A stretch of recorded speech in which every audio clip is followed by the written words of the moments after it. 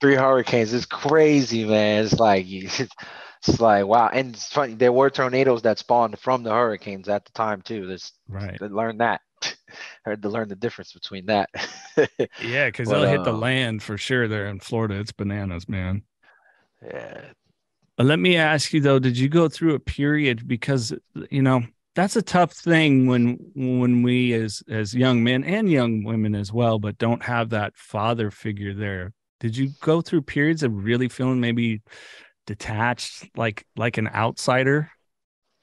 So yeah, I did go through that period, but to say I didn't have a father figure outright, that'd be a lie. My stepfather, he definitely stepped up to be that father figure. I would say like any other kid who's dealing with a brand new stepfather, at first he probably rejected it, didn't really wasn't accepting of it.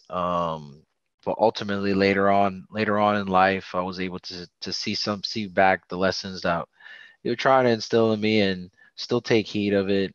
Um, so I did have a period of time where, I I felt like I didn't have that father figure per se, but I did have a stepfather who, actively tried and to steer me in the right ways and give me that guidance. That's a tough role, man. That's a tough place for both the child and the step parent to be in. It is.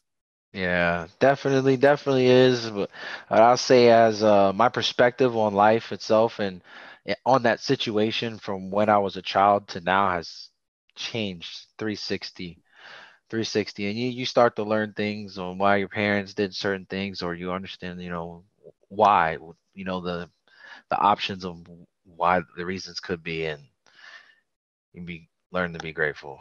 And I'm sure many more came up once you were a parent. Oh yeah. I can tell you right. Yep. Oh no, tell me. That's why I'm asking. I'm like, Yeah, because yeah.